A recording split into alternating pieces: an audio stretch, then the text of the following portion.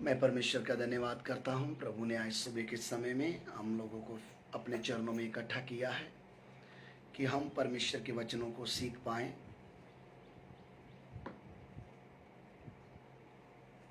और मैं ये आशा करता हूँ कि आप जहीं कहीं भी होंगे, आप ठीक होंगे, तंदुरुस्त होंगे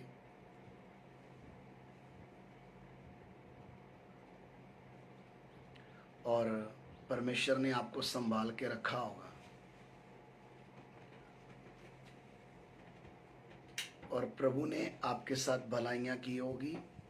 आप अपने घर में, आप अपने स्थान में तंदुरुस्त हैं, क्योंकि आज के इस माहौल में हम जब देख रहे हैं, पिछले सप्ताह जब हम प्रभु के चरणों में आराधना करके गए और आज जब हम दोबारा प्रभु के चरणों में आए हैं, कितने लोग इस दुनिया को छोड़कर चले गए और कुछ लोग हॉस्पिटलों में तड़फ रहे हैं, कुछ लोग मृत्यु के डर के छाया में बैठे हुए हैं।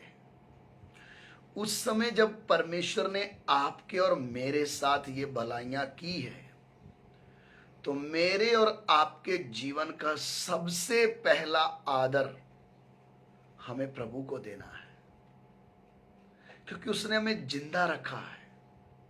उसने आज का दिन हमें दिखाया है। हमारी ताकत से नहीं, हमारी शक्ति से नहीं, हमारे बल से नहीं, उस परमेश्वर के बड़े अनुग्रह से उसने हमें संभाला है।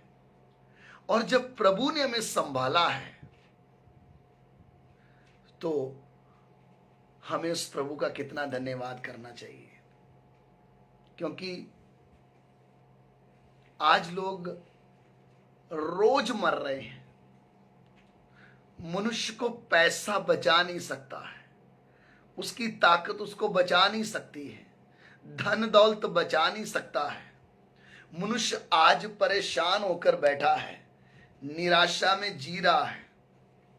उस समय जब मुझे और आपको प्रभु ने अपने बड़े अनुग्रह से संभाला है, तो हमारे जीवन में एक बड़ी उम्मीद के साथ, बड़े आनंद के साथ प्रभु के साथ चलना चाहिए, उसका धन्यवाद करना चाहिए, उसके वचनों को सुनना चाहिए, उस उपस्थिति में चलना चाहिए, ताकि हमारे जीवन में परमेश्वर प्रसन्न हो सके हमसे। यदि हम हमारे जीवन से परमेश्वर को प्रसन्न नहीं कर सकते, तो हमारा परमेश्वर के साथ चलने का कोई फायदा नहीं है। इसलिए जब हम परमेश्वर के वचनों को पढ़ते हैं या परमेश्वर के वचनों को समझते हैं, तो परमेश्वर का वचन हमें यह सिखाता है कि मेरे जीवन से यदि परमेश्वर ने खुश होना है, तो मेरे जीवन में वही काम होने चाहिए जो परमेश्वर की इच्छा के अनुसार हो। परमेश्वर की इच्छा के अनुसार काम नहीं हुए तो हमारा परमेश्वर हमसे दुखी हो जाता है। मनुष्य की बात करें तो मनुष्य की इच्छा के अनुसार काम नहीं हुआ तो मनुष्य भी दुखी हो जाता है, चाहे वो भाई हो, बहन हो, पति हो, पत्नी हो, कुछ भी, कोई भी डिपार्टमेंट हो। ऐसे ही हमारा परमेश्वर, जिसने मुझे और आपको बहुत बड़े संकट से निकाला है और एक बहुत बड़ा मृत्यु का दंड जो मनुष्य जाति को मिलता है, यानी उसका प्राण और आत्मा नरक में तड़पने के लिए चला जाता है, उस बड़े मृत्यु के भय से जब परमेश्वर ने मुझे और आपको छुड़ाया है, तो अब मेरे जीवन का लक्ष्य क्या होना है। क्योंकि कितने लोग मसीह जीवन को एक सस्ता जीवन समझते हैं। उनको ऐसे लगता है प्रभु को जानने के बाद हम आजाद हैं और अब हम अपनी मन मर्जी से जी सकते हैं। मेरे प्यारो, मसीह जिंदगी क्या है? मेरे जीवन में जब तक मैं मेरे सृष्टिकर्ता को नहीं जानता था तब तक मैं मेरी मन मर्जी से जीता था। लेकिन जिस क्षण मैंने प्रभु यीशु मसीह को अपना उद्धारकर्ता माना और मेरे को यह समझ में आई ये पवित्र बाइबल परमेश्वर का वचन है और ये वचन परमेश्वर ने मेरे जीवन के लिए लिख के दिया है। जब मुझे इस पृथ्वी में चलना है, ये पवित्र वचन ही बाइबल सिद्धांत है मेरे जीवन का। मुझे चलना कैसे है? मेरे प्यारो, कितने लोग हैं जो सिर्फ मसीह जीवन को एक आम इंजॉयमेंट समझते हैं या एक खुशी का जीवन या मौज मस्ती में चलने वाला जीवन। तो ठीक है, प्रभु में चले जो, इनको कोई रोक टोक नहीं है, ये सब अच्छे से चलते हैं। अगर आप परमेश्वर के वचन को पढ़ेंगे तो हमारे लिए एक परमेश्वर ने बड़ी योजना के तहत हमें बनाया है। मनुष्य को बनाने का परमेश्वर का उद्देश्य ही क्या है? अब अच्छी तरह ध्यान से समझें। कितने लोग ये सोचते कि परमेश्वर, जो परमेश्वर के बारे में नहीं जानते, वो बोलते हैं परमेश्वर ने अकेला था, उसको मनोरंजन करने के लिए मनुष्य को बना दिया, अभी मनुष्य को नचा रहा है और खुद पिक्चर देख रहा है बैठ के।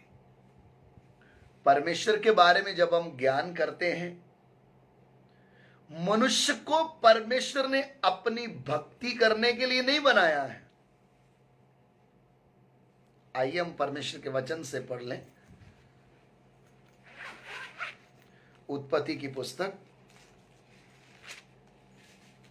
1 अध्याय उसका 26 वचन। फिर परमेश्वर ने कहा, हम मनुष्य को अपने स्वरूप के अनुसार अपनी समानता में बनाएं। परमेश्वर ने बड़े बड़े पहाड़ बनाए, बड़े बड़े जानवरों को बनाया, बड़े बड़े सूर्य चंद्रमा सितारे, बड़े बड़े ग्रहों को बनाया। लेकिन परमेश्वर का वचन कहता है, प्रभु परमेश्वर ने कहा, आओ हम मनुष्य को अपने स्वरूप और अपनी समानता में बनाएं। यानी सारी सृष्टि के बीच में सबसे उत्तम स्थान परमेश्वर ने मनुष्य को दिया, अपने स्वरूप और समानता में बनाए। उसका मतलब जो परमेश्वर में स्वाभाविक गुण पाए जाते हैं वो परमेश्वर ने मनुष्य के अंदर डाले। और आदम की जब आप सृष्टि की रचना के बारे में देखेंगे, सबको वचन से बनाया है, जानवरों को, सब कुछ जो सृष्टि में दिखता है। लेकिन मनुष्य को अपने हाथ से रचा और अपना श्वास फूका है। परमेश्वर ने अपना श्वास फूकते ही मनुष्य जीवित प्राणी बन गया। और बनाने का उद्देश्य क्या है? सबसे उत्तम श्रेष्ठ बनाया। और क्यों बनाया?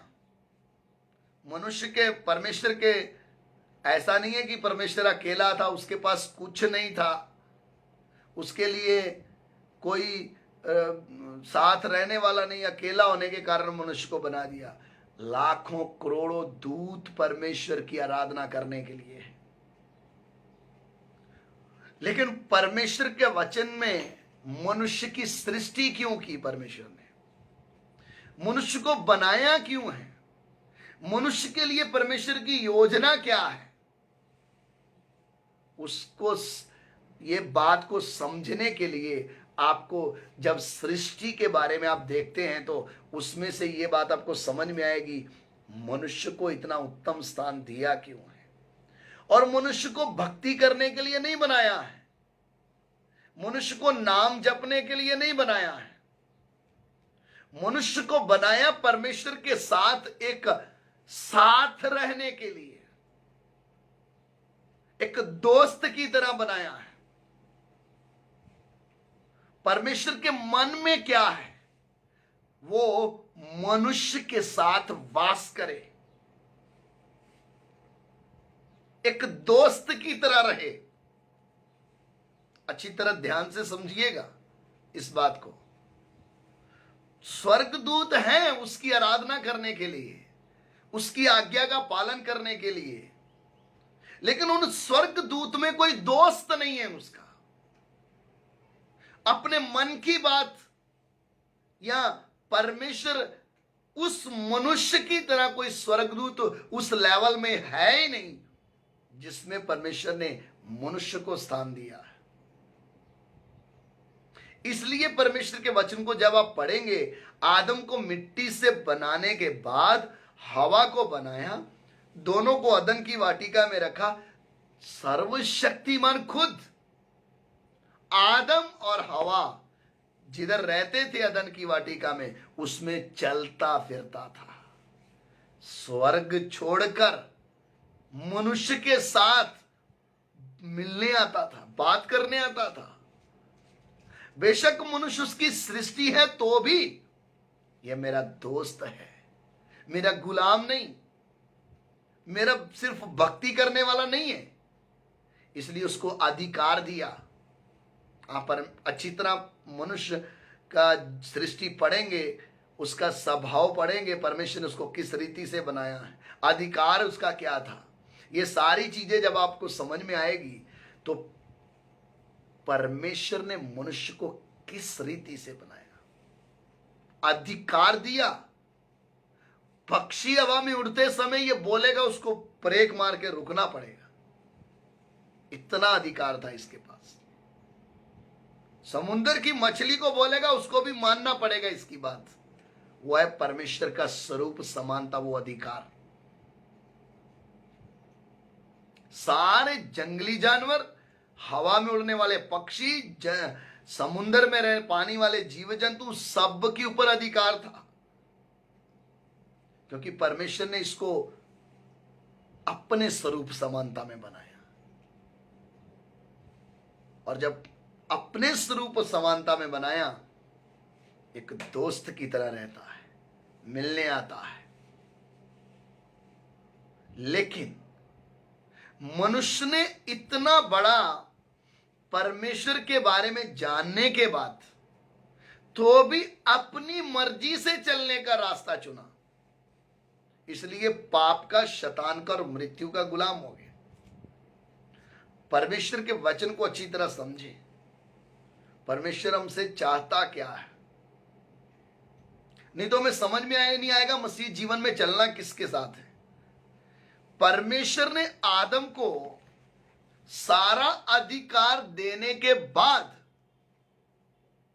एक आज्ञा दी, बीच वाले पेड़ का फल कभी ना खाना, खाओगे तो मरोगे। आदम अपनी स्वयं इच्छा से यह निर्णय किया,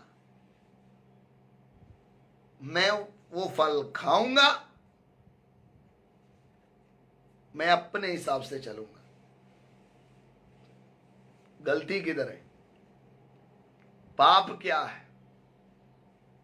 आदम ने किसी को मर्डर नहीं किया, चोरी नहीं किया, नशा नहीं किया, निंदा नहीं किया। जो परमेश्वर ने बोला कि उस बात को मानना है,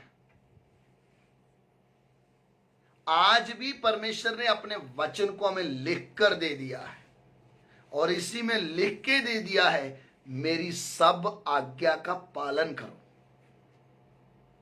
हमें परमेश्वर के साथ नजदीकी संबंध कैसे बना सकते हैं या कैसे बनाना है? आप कितना भी उपवास कर लो, आप कितना भी प्रार्थना कर लो, यदि आपके जीवन में वचन मानने की आदत नहीं है, परमेश्वर के वचन को आज्ञा पालन नहीं है, तो आप कभी भी परमेश्वर की आवाज को सुन नहीं सकते। पहला मनुष्य परमेश्वर से दूर क्यों गया? जो परमेश्वर ने बोला वो माना नहीं।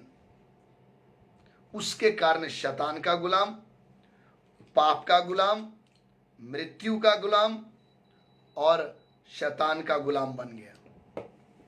और जब सारी गुलामियों में फंस गया, आप अच्छी तरह ध्यान दें,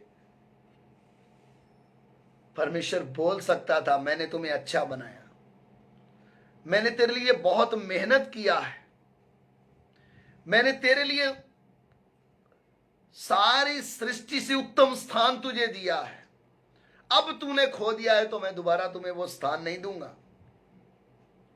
लेकिन परमेश्वर की योजना नाश होने के लिए नहीं बनाया है, बिगड़ जाने के लिए नहीं बनाया है, समाप्त हो जाने के लिए नहीं बनाया है। नूह के समय ने मनुष्य का पाप बढ़ने के कारण परमेश्वर ने सबको नाश किया, तो अभी वचन में लिखा परमेश्वर दुखी हुआ, पछता रहा था। उसका मतलब क्या है? मैं तुझे कितना प्यार करता हूं, फिर भी मैं जो नहीं चाहता तू वही रास्ता अपनाता है, ना चाहते हुए भी मुझे तुझे नाश करना पड़ रहा है। आज भी मनुष्य को ऐसा लगता है कि वो अपने आप चल सकता है या अपनी मर्जी से किया गया फैसला उसका सही है। लेकिन मेरे प्यारो, हमारा इस पृथ्वी में चलने का जीवन के लिए जो मापदंड है वो है परमेश्वर का वचन। परमेश्वर के वचन से ही हम अपने आप को तोल सकते हैं, मैं कहां हूं। आप ये नहीं बोल सकते मैं 10 साल से विश्वासी हूं।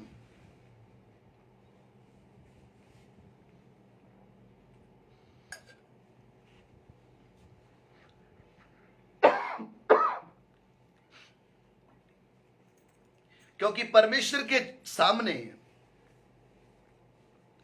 सालों की गिनती नहीं होती है।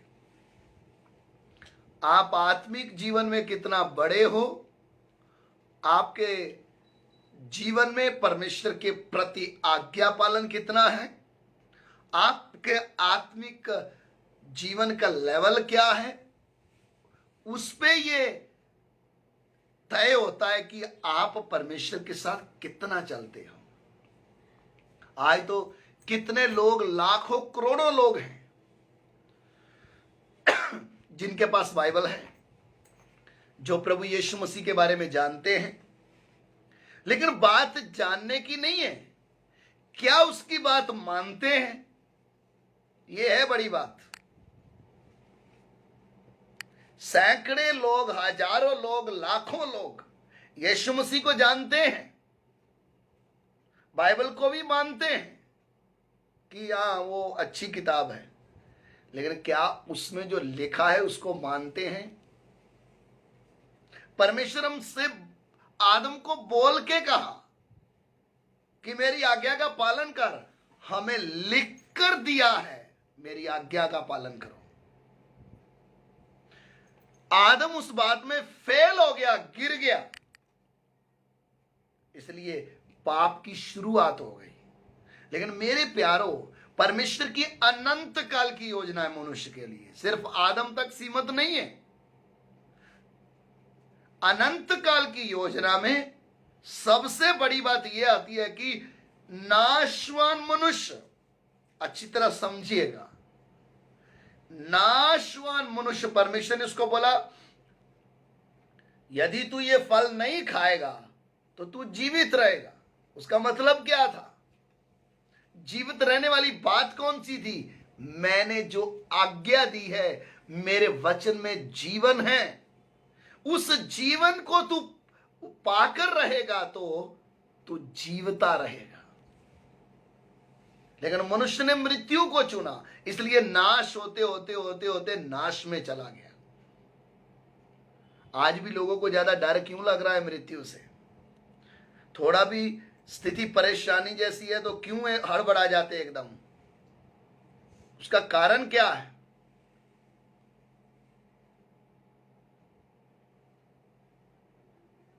आत्मा का उद्धार हुआ नहीं, छुटकारा पाया नहीं। छुटकारा पाया है तो आपको टेंशन खत्म हो जाएगी। लोग बोलते हैं आजकल मेरे को टेंशन बहुत है, टेंशन, मेरे को निराशा चिंता बहुत है, मेरे को ये है वो है। अरे भाई, प्रभु को जानने के बाद भी आपको टेंशन है तो कहां छोड़ के आए आपको? जो यीशु मसीह को नहीं जानता, जिसने उद्धार का अनुभव नहीं लिया, जिसके अंदर पवित्र आत्मा की सामर्थ्य नहीं आई, वो तो ये शब्द बोलेगा। लेकिन प्रभु यीशु मसीह को जानने के बाद, उद्धार पाने के बाद लिखकर दे दिया, चिंता ना करें, तो भी हम मुंह लटका के बैठे होते, तो भी हमारी बुद्धि उन बातों में दौड़ती है जो बातें वचन के खिलाफ है, तो भी हमारी सोच उधर शुरू होती है जिधर प्रभु बोलता है ये सोचने की तुम्हें जरूरत नहीं। हजारों लोग वचनों को सुनते हैं लेकिन उनको मानते नहीं। ये इधर ही है उनके जीवन का फेलियर, इधर ही है वो गिर जाते हैं। वचन को सुनना नहीं, वचन को मानना है। वचन को माना नहीं तो सुनने का क्या फायदा है? इसलिए परमेश्वर की अनंत काल की योजना के तहत प्रभु यीशु मसीह ने इस पृथ्वी में जन्म लिया, और प्रभु यीशु मसीह का जन्म पूरी मानव जाति के उद्धार का कारण था। वो उद्धार का कारण होने के कारण परमेश्वर ने मनुष्य के लिए बनाई हुई योजना, जब तक प्रभु यीशु ने क्रूस पर अपना जान नहीं दिया, पापी पाप में मरकर नरक में जा रहा था। लेकिन यीशु मसीह का इस पृथ्वी में आने के बाद, तीसरे दिन मुर्दों में से जी उठने के बाद, पापी मनुष्य जो मरकर नाश में जा रहा था, उसके लिए अनंत जीवन का रास्ता खुल गया।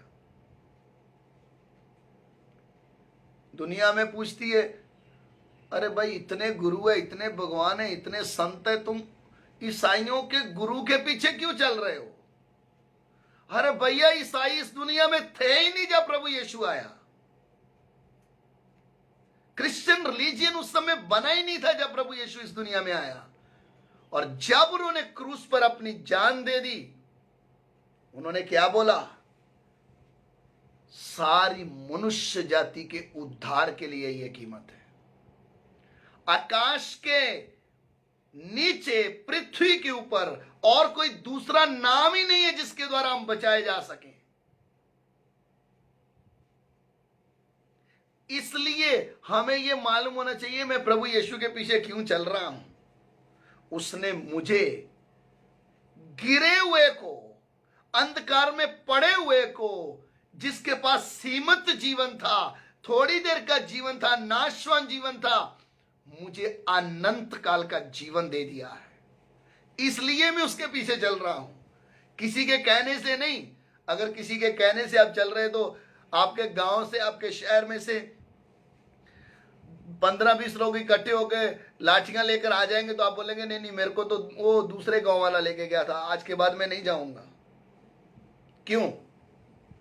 क्योंकि आप किसी के कहने पे गए हो, आपको समझ में नहीं आया आप प्रभु यीशु के पीछे क्यों चल रहे हो। लेकिन जिसको समझ में आ गया वो क्या बोलेगा?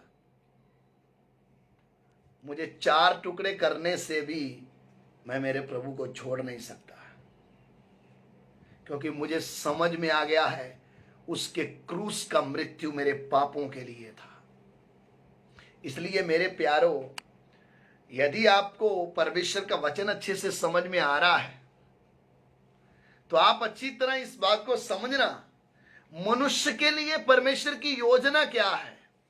वह इधर तक सीमित नहीं कि मनुष्य पाप कर गया, मर गया, नाश में चला गया, मैं तुझे एक और मौका दूंगा। तू अगर चाहिए इस मौके को तो मैं तेरे लिए अपना जान देकर तुझे एक मौका दूंगा मेरे साथ रहने का। आज देखिए, जब कोरोना वायरस दुनिया में चल रहा है, बड़े बड़ों की बैंड बज गई है। मनुष्य का पैसा उसको बचा नहीं सकता है, मनुष्य की ताकत उसको बचा नहीं सकती है, ऊंचे खानदान के घर में जन्म लिया वो बचा नहीं सकता है। कितने भी ऊंचे स्थान, ऊंची जाति में जन्म लिया, जब बेड नहीं मिल रहा तो रोड पे पड़े हुए हैं। मनुष्य का अंत कैसे हो रहा है? जिसने परिवार को चलाया, मनुष्य ने मेहनत किया, पैसा कमाया, धन दौलत इकट्ठा करके दिया, उस लाश को देखने का भी मौका नहीं मिल रहा है। इस परिस्थिति में जब मुझे और आपको परमेश्वर ने एक अनंत काल की योजना में शामिल किया है, आज सुबह के समय में आप ये ना समझे कि इस पृथ्वी में ढोलक बजाकर गाना गाने के लिए आपको चुना है।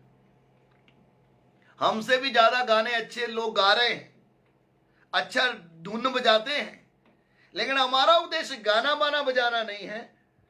सर्वशक्तिमान परमेश्वर जो स्वयं अनंतकालीन है, हम भी उसके ऊपर विश्वास करते हुए, इन वचनों को मानते हुए अनंत काल तक उसके साथ रहने के योग्य बन जाएं।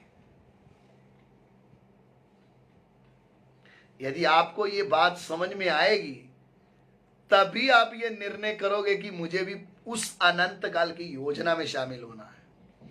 नहीं तो आप इस पृथ्वी के ऊपर रहते समय आपका ध्यान इधर उधर ही लगा रहेगा। आपको ये टाइम ही नहीं मिलेगा मुझे प्रार्थना भी करना है, आपको ये समय नहीं होगा मुझे वचन भी पढ़ना है। लेकिन हाँ, मुझे भी स्वर्ग में जाना है। किसके स्वर्ग में जाओगे आप? जिसने आपको अपना हृदय, अपना वचन लिखकर खोल कर दे दिया, उसको पढ़िए और सुनिए।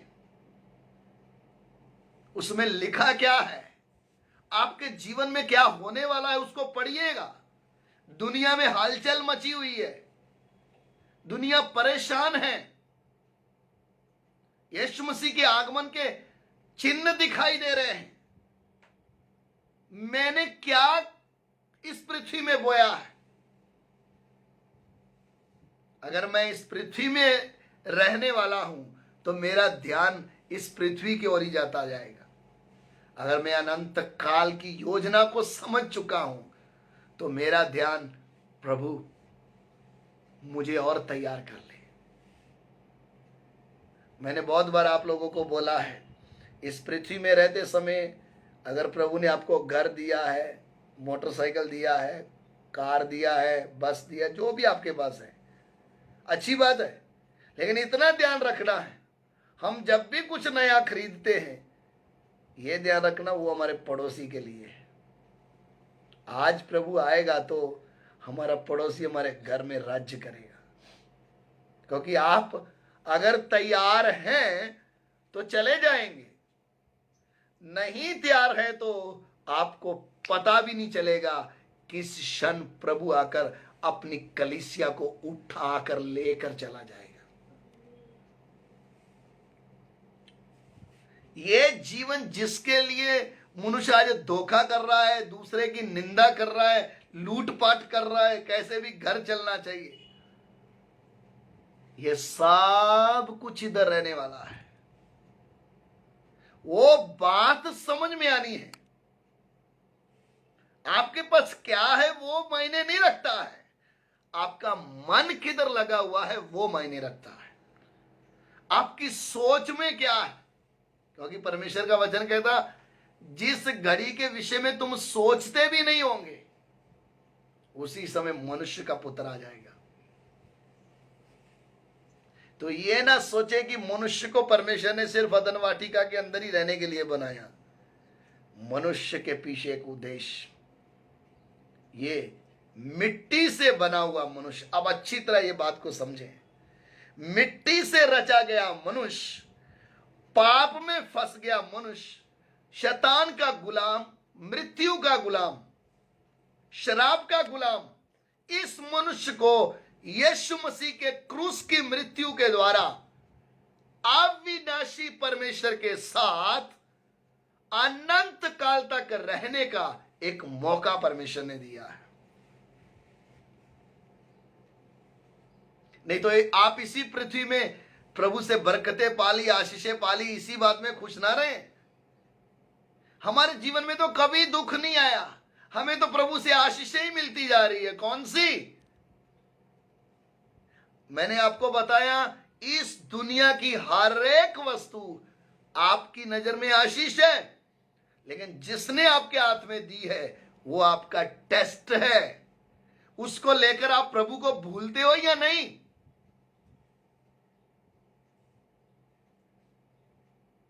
वो चीज आपके हाथ में आने के बाद आपके अंदर परमेश्वर के लिए वही आदर है या नहीं? आपके हाथ में प्रभु देते समय देखता वही प्यार है या नहीं? कि जब परमेश्वर से बढ़कर प्यार आप उस वस्तु को करने लग गए। दिया किसने? परमेश्वर ने। लेकिन हम परमेश्वर से बढ़कर उस वस्तु के गुलाम हो जाएंगे या उसके साथ लगाव हो जाएगा, तो फिर हम परमेश्वर को वो आदर नहीं दे पाएंगे। आज कितने लोग हैं प्रार्थना करते थे, प्रभु हमारा धंधा बढ़ा दो, प्रभु हमें अच्छी नौकरी दे दो। मैं पूछता हूं, सब कुछ होने के बाद परमेश्वर हमारे लिए वफादार, उसने धंधा बढ़ा दिया, बिजनेस बढ़ा दिया, नौकरी दे दी, क्या आप उसके प्रति वफादार हैं? क्या वही आंसुओं से प्रार्थना आज भी हो रही है? वही उपवास रखने का मन हो रहा है? वही अपने घर में बैठ के हमारे अंदर वो आत्मा में भरपूर होकर आराधना हो रही है? या हम थोड़ा थोड़ा प्रभु ने दिया तो उसी में बिगड़ गए हैं? आज कितने लोग हैं जिनको परमेश्वर ने दिया लेकिन वो उतने में ही बिगड़ गए। उनको ऐसे लगने लगा मेरे जैसा कोई है ही नहीं। मेरे प्यारो, इस पृथ्वी का सब कुछ इधर रहने वाला है। मेरे लिए परमेश्वर की एक अनंत काल की योजना है। उस अनंत काल की योजना के तहत मुझे परमेश्वर ने जिस काम के लिए चुना है, मुझे वो काम करना है। हम इस पृथ्वी की वस्तुओं को देखकर बड़ा खुश हो जाते हैं।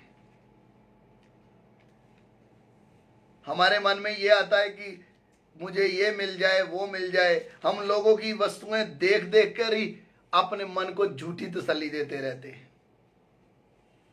पा तो सकते नहीं, देख कर ही चलो 2 मिनट के लिए मजा ले लें। मेरे प्यारो, आपको प्रभु की सचमुच में दी हुई बुलाहट या वो अनंत काल की योजना ना मालूम होने के कारण ऐसा होता है। यदि आपको यह समझ में आ जाएगा कि मेरे लिए परमेश्वर ने क्या रखा है या मेरे लिए परमेश्वर की योजना क्या है, तो फिर आप कभी भी क्या नहीं होंगे, इस बात से परेशान नहीं होंगे कि मेरे पास कुछ नहीं है। परमेश्वर का वचन कहता है, परमेश्वर ने अपने प्रेम करने वालों के लिए ऐसी वस्तुओं को तैयार करके रखा है जो कभी किसी आंख ने देखी नहीं, जो कभी भी किसी के मन में नहीं आई। आप सोचिए, परमेश्वर की मनुष्य के प्रति योजना। आज एक समय है जिन वस्तुओं को देखकर आप तरसते हैं ना कि मेरे पास ये नहीं, मेरे पास वो नहीं, मेरे पास ये होना चाहिए, मेरे पास वो होना चाहिए। ये सब कुछ एक दिन कलीसिया यानी हमारे पैरों के नीचे होगा। लेकिन वो समय आएगा एक, उस काम के लिए पहले तैयार हो जाए, क्योंकि आज वर्ल्ड में पूरे संसार की घटनाएं ये बता रही है कि प्रभु यीशु का आगमन कितना नजदीक है। अभी लेटेस्ट न्यूज़ है, समाचार है, इस्राएल और फिलिस्तीन का आपस में लड़ाई चल रहा है। सब कुछ वचन में लिखा गया है।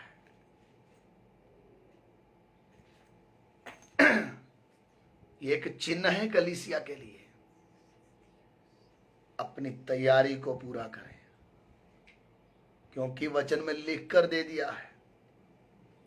जब इस्राएल, समय नहीं है उन भविष्यवाणियों को मैं आपके सामने खोल खोल के पढ़ूं। जब आप हिजकियल की पुस्तक पढ़ेंगे, मलाकी की पुस्तक में है, मत्ती सुसमाचार में भी है, वह इस्राएल के विषय में लिखा, जब वह निडर बसी रहेगी, कोई उसको तंग करने वाला नहीं होगा। यानी जब उसका देश बस गया, कोई उसके ऊपर राज्य करने वाला नहीं, कोई उसको परेशान करने वाला नहीं, उस समय जब पूरा संकट उनके ऊपर आ जाएगा, जब कोई उसको तंग करने वाला नहीं, निडर बसी रहेगी, तब अचानक जब चारों ओर से घेरा जाएगा। क्योंकि भविष्यवाणी के अनुसार अभी जो डोम ऑफ द रॉक है, जो उधर यरूशलेम में इस्राएल के देश में जो मस्जिद है, इस्राएलियों का, यहूदियों का झगड़ा यही है कि ये वो स्थान है जिधर अब्राहम ने इसहाक को बलि करने के लिए लेकर गया। ये हमारे लिए पवित्र है। हमें इधर यरूशलेम मंदिर बनाना है, लेकिन अभी इस समय उधर मस्जिद है। वो इस फिराक में है कि ये टूटना चाहिए, तभी हमारा मंदिर बनेगा। लेकिन ये युद्ध जो हो रहा है, अभी आप देखें तो मुद्दा वही छिड़ा हुआ है युद्ध में भी। लेकिन अभी हम कुछ बोल नहीं सकते आगे क्या होने वाला है, क्योंकि अगर इस्राएली, उनके साथ जब युद्ध चल रहा है इस्राएल का, अगर वो थोड़ा भी उस मस्जिद को तोड़ने के लिए कुछ करते हैं, तो वचन के अनुसार अभी का जो देश रूस है, तुर्की है, ये इस्राएल के खिलाफ है। एक छोटा देश है इस्राएल, चारों ओर मुस्लिम देश है। वचन के अनुसार जब रूस इस्राएल के ऊपर हमला करने के लिए आएगा, 3 रास्ते से आएगा, थल सेना, जल सेना और हवाई सेना, वायु सेना। ये तीनों से जब हमला, 8 मिनट लगेंगे इस्राएल के ऊपर हमला करने के लिए रूस को। रूस तैयारी में है, मैं कब इस्राएल का नक्शा इस दुनिया से मिटाऊंगा। और भी कितने लोग हैं जो ये सोचते हम इस्राएल को मिटा देंगे, लेकिन वचन के अनुसार इस्राएल को कोई नहीं मिटा पाएगा। यह भविष्यवाणी में लिखा गया है। जैसे ही रूस इस्राएल के ऊपर हमला करने के लिए आएगा, अपने जहाज लेकर आ जाएगा,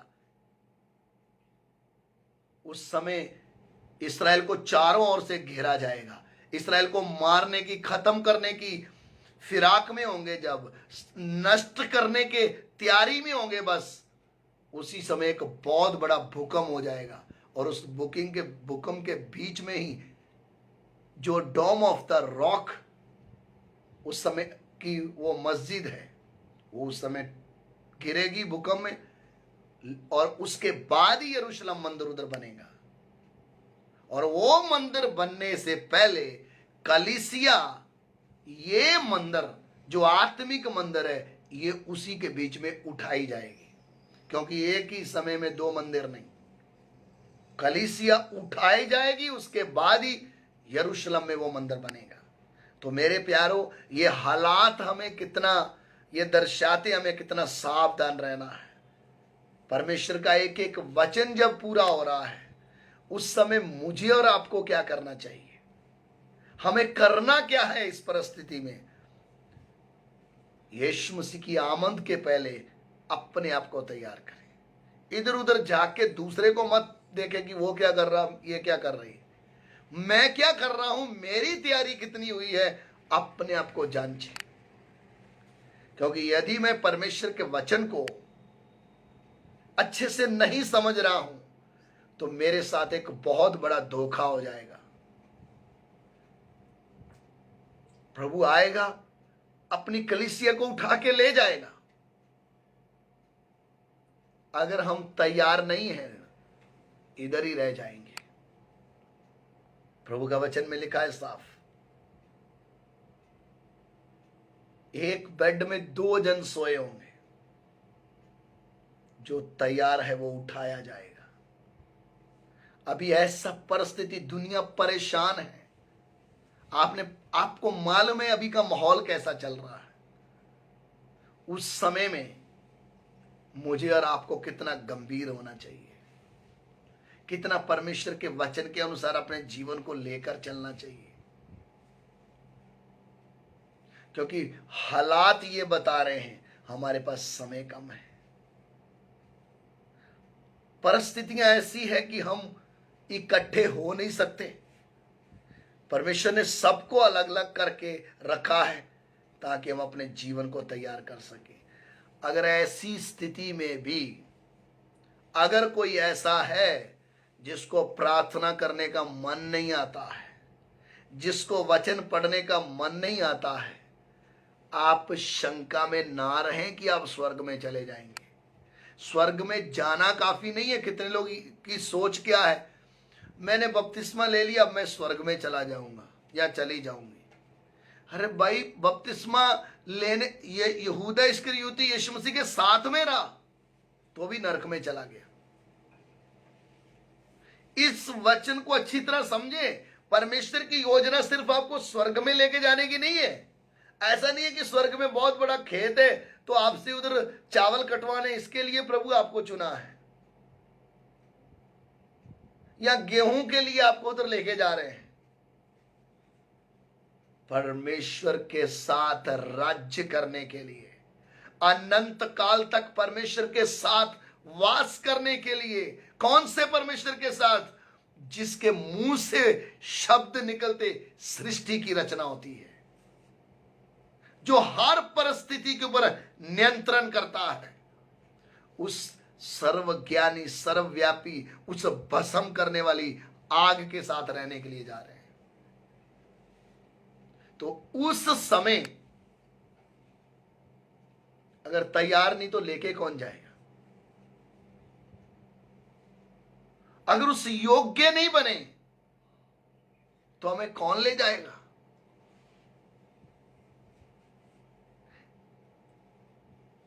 मेरे प्यारों, ये समय बर्बाद करने के लिए नहीं है। ये समय धक्का मार के प्रभु के पीछे चलाने वाला जीवन नहीं है। उसने भारी कीमत हमारे लिए दी है ताकि हम जो नाशवान थे अविनाशी बनकर अनंत काल तक रह सके। यह है सबसे बड़ी इस दुनिया में आशीष। दुनिया के पास पैसा है, गाड़ी है, घर है, धन दौलत है, इधर ही रहने वाला है। नाशवान है, लेकिन सदा तक रहने वाला क्या है? परमेश्वर और उसका वचन। वो वचन जो हमारे अंदर आकर बैठ गया है। ये वचन कभी नाश नहीं होगा। कोरोना वायरस मनुष्य को नाश करता है, लेकिन जीवते परमेश्वर के वचन के द्वारा जन्म लिया नए मनुष्य को नाश नहीं कर सकता है। इसलिए मेरे पास हिम्मत होनी चाहिए। मृत्यु आएगी तो मैं मेरे असली घर में पहुंच जाऊंगा, लेकिन तैयारी पूरी होनी चाहिए, नहीं तो रोना धोना हो जाएगा। थोड़ी बीमारी आई, थोड़ा भी परेशानी आई तो घबराहट शुरू हो जाती। इधर मेरा क्या होगा, डर लगने लग जाता, मैं किधर जाऊंगा। अगर सही में उद्धार नहीं हुआ तो आपको डर लगेगा, क्योंकि आपने जीवते परमेश्वर के वचन को सुनकर, समझकर फिर ठुकराया है। अगर सही उद्धार का अनुभव है तो आपके जीवन में परमेश्वर की उपस्थिति दिखाई देगी, परमेश्वर का भय आपके जीवन में दिखाई देगा, और आपकी तैयारी बताएगी आप परमेश्वर के साथ अनंत काल तक वास करने के लिए जा रहे हैं। इसलिए मेरे प्यारो, परमेश्वर की इस योजना को हल्के में ना लें, परमेश्वर की इसकी योजना को सस्ते में ना समझें। शायद आपके गांव में आप एक होंगे जिसको प्रभु ने चुना है। जब एक को चुना है तो आपके गांव में आजू बाजू कितने लोग हैं जो रोज नाश में जा रहे हैं। उस समय प्रभु मुझे और तैयार कर ले ताकि मैं तेरे साथ सदा रहने के योग्य बन जाऊं। ये मेरी और आपकी प्रार्थना होनी चाहिए, ये मेरी और आपकी कोशिश होनी चाहिए। आप कोशिश क्या कर रहे हैं? कितने लोग बोलते हैं हमें प्रभु के पीछे अच्छे से चलना है। कर क्या रहे हो चलने के लिए? उठो, घुटनों के बल बैठो, प्रार्थना करो 1-2 घंटा, उपवास रखो।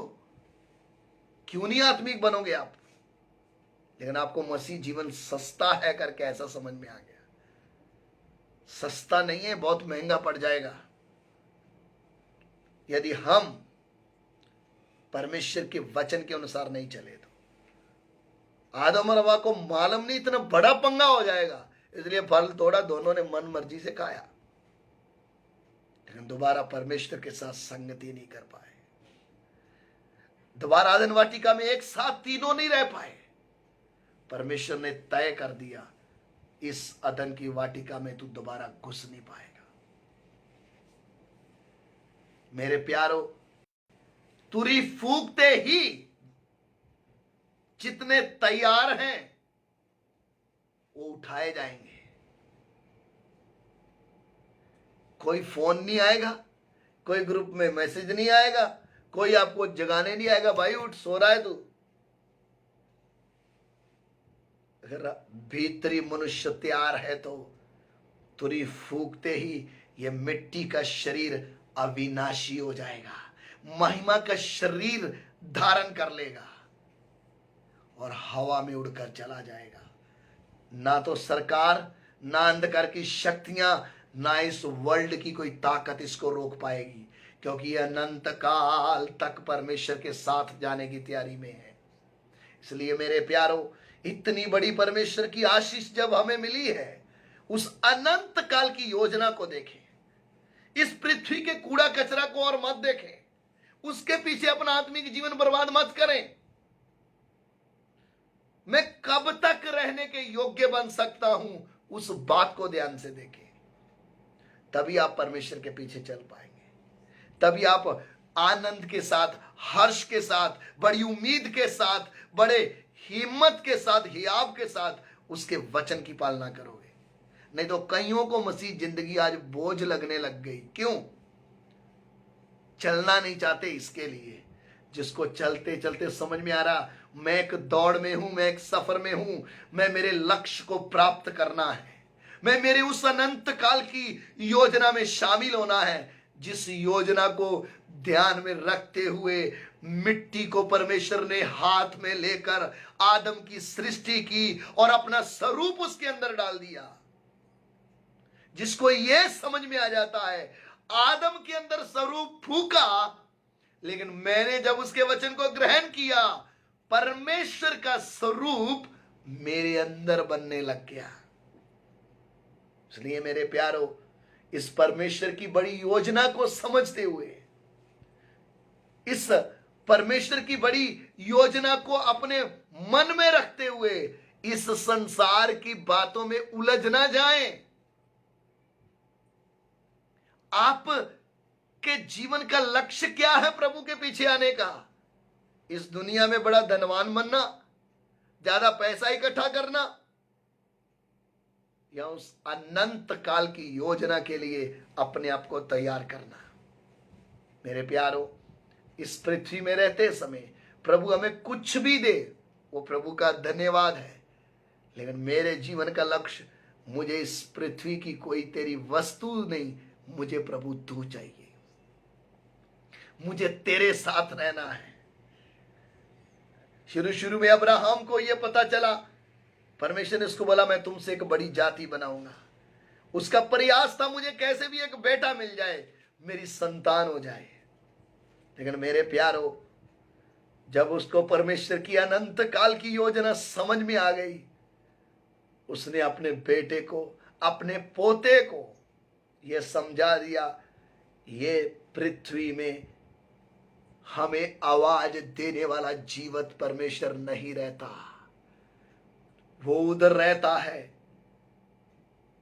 जहां पे हम मरने के बाद उसके साथ मिल सकते हैं। इसलिए उसने इस पृथ्वी में रहते समय एक बड़ी उम्मीद के साथ, इस पृथ्वी का बेशक धन दौलत उसके पास था, तो भी इन सब से बढ़कर उस परमेश्वर को, उस नगर को जिसको परमेश्वर ने बनाया है, उसकी बाट जोने लगा। मुझे प्रभु तू चाहिए, तेरी वस्तुएं नहीं। मैं इस पृथ्वी में तेरी वस्तुएं पाकर खुश रहना नहीं चाहता हूं, मैं अनंत काल तक तेरे साथ रहना चाहता हूं। मैं तेरी उस अनंत काल की योजना में शामिल होना चाहता हूं, जिसको ध्यान में रखते हुए तूने आदम को अपने हाथ में रचा। तो ये ना समझे ये पृथ्वी ही सब कुछ है। पृथ्वी छोड़ने के बाद एक बड़ी अनंत काल की योजना में आप शामिल होने वाले हैं। यीशु मसीह की आमद होते ही उस योजना का प्रारंभ शुरू हो चुका है, मनुष्य की सृष्टि से ही शुरू हो चुका है। आगे आगे प्रभु उसको प्रकट करते जा रहा है। मेरे प्यारो, हमें इस बात के ऊपर ध्यान देना है, प्रभु मैं तेरे साथ सदा कैसे रह सकूं, मैं अनंत काल तक तेरे साथ कैसे वास कर सकूं। इन वचनों के द्वारा प्रभु आपको आशीष दे। आइए हम प्रार्थना करेंगे। स्वर्गीय पिता, हम आपका धन्यवाद करते हैं प्रभु, जितने लोगों ने तेरे वचनों को सुना है परमेश्वर, एक एक को आशीष देना प्रभु। तेरे वचनों को सुनकर प्रभु, तेरी अनंत काल की योजना के तहत जब मनुष्य की तूने सृष्टि की, उस सृष्टि में तेरी वो योजना शामिल थी प्रभु। क्रूस पर, मृत्यु पर जान देने के कारण, क्रूस की मृत्यु का रहस्य वो तेरी अनंत काल की योजना में छुपा हुआ था प्रभु। प्रभु जब उस योजना को तूने मेरे ऊपर प्रकट कर दिया है, मैं आगे को तेरी इच्छा को पूरा करने के लिए जीऊं, तेरे वचनों के अनुसार चलने वाला बन जाऊं प्रभु। जब दुनिया के हालात चिल्ला चिल्ला कर ये कह रहे हैं हमें लेने के लिए यीशु मसीह बादलों पे आ रहा है, तब हमें कितना तैयारी करना चाहिए, तब हमें कितना अपने जीवन को तेरे वचन के अनुसार लेकर चलना चाहिए। प्रभु एक एक विश्वासी भाई बहन को एक प्रेरणा दे कि वह स्वयं इच्छा से अपने जीवन को तेरे वचन के अनुसार लेकर चले। स्वर्गीय पिता, दिव्य वचनों के लिए तेरा धन्यवाद। एक एक को तेरे हाथ में सौंप देते हैं। हमारी विनती को सुनिए और ग्रहण कीजिए, यीशु मसीह के नाम से मांगते हैं, आमीन। अब हमारे पिता परमेश्वर का प्रेम, प्रभु यीशु मसीह का अनुग्रह, पवित्र आत्मा की सहभागिता पवित्र संतों के साथ यीशु मसीह के दूसरे आगमन तक सबके साथ होती रहे, आमीन। सबको जय मसीह की।